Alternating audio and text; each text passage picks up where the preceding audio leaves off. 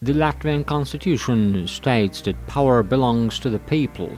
Sovereign power belongs to the people. But these are just words written on the Seimas building which have nothing to do with reality. The natives of the Baltic State came to the Latvian Consulate in Vitebsk to vote for fair elections. Everyone has their own story. As they say themselves, European democracy wasn't enough for everyone, so now they are in Belarus. There are posters in their hands where people ask the Saeima of Latvia to make a choice not to the detriment of ordinary people. Now the Seimas is again selecting those people who are beneficial to them. The clan was created by parties that put their pro-Western, I'm not afraid of this word, puppets that do not reflect the will of the people. The discussion about the need for popular election has been going on as long as a parliamentary republic has been operating in the country. The powers of the president are decorative and are limited to performing ceremonial functions.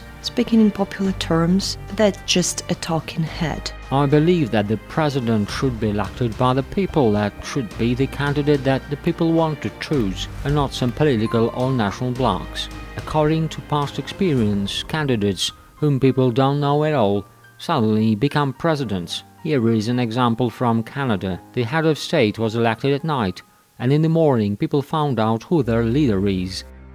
The residents of the Baltic states themselves call the presidential election a parliamentary get-together. That is why the people do not consider their president legitimate. Latvian activists are proposing a nationwide election of the president, but their opinion is not taken into account. Today people tried to send a letter asking for democratic elections to the deputies of the Latvian Saeima through the consulate. But for some reason the diplomatic mission ignored their desire to be heard. The institution of the presidency in Latvia is unpopular. The president is not considered legitimate. Residents do not participate in its election in any way. These are intra-parliamentary agreements. And it's good if this happens within the parliament. The famous former president in Latvia, Valdis Zetlers, who was a doctor, was elected at the zoo. This is such a political meme. A group of so-called Latvian oligarchs gathered at the Riga Zoo and decided over a cup of coffee who was beneficial to them.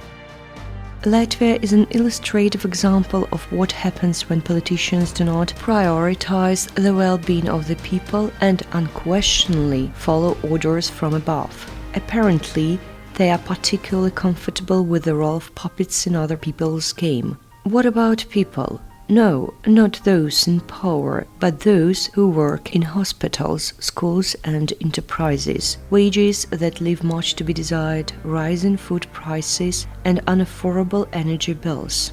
These problems really concern ordinary residents of Latvia. This is not a popular choice, this is just between themselves. They don't ask us, they didn't give us their word. Many of us do not agree that the parliament chooses. Since the president then reports to the parties that elected him, they want people to choose, but this is politics and ordinary citizens do not decide anything here. I have nothing to do with this election at all. We have no election, the president is appointed. Look, Vira Vike from the United States was our first female president. This Latvia is like a business trip for them, and people understand this. If I said this on Latvian television, I would have very big problems. This is our democracy. While many people are afraid to express their position openly, some people, this does not concern citizens, do not even ask for their opinion at all. This category doesn't have the right to vote, including in elections to the Seimas, whose deputies elect the president. It turns out, as the residents themselves say, that people are divided into friends and foes. International organizations have been studying the issue of purple passports. This color is the cover of the main document for non-citizens for many years, considering this division to be discriminatory, but so far the situation remains the same. Obviously, the country's top official doesn't depend on the will of citizens, but there is another important feature. The president, in principle, doesn't represent the interests of all persons living in Latvia. Therefore, the candidacy will not have any impact on the mood of the population in its entirety. At one time, each of the presidents of Latvia, if not distinguished themselves by their actions for the benefit of the people, certainly went down in the history of the state with high-profile scandals. Egils Levits, for example, is known as an ardent fighter against monuments to Soviet soldiers. He also supported the demolition of the monument to the liberators of Riga. The citizens themselves called it an anti-merit, and this is not a reason to be proud of at all. But what can you do if the curator says so? The rating of Latvian President Egils Levits has reached the lowest level in the country's history. Levits is a Nazi president, a protege and candidate of the National Association and the author of the preamble to the Latvian Constitution, who wrote that Latvia is a state for Latvians and the rest are not very welcome there. Of course, this is veiled in legal terminology. He's an ideologist of pure racial Latvia. He refused to participate because he did not receive the support of all the forces represented in parliament. He was naughty and offended.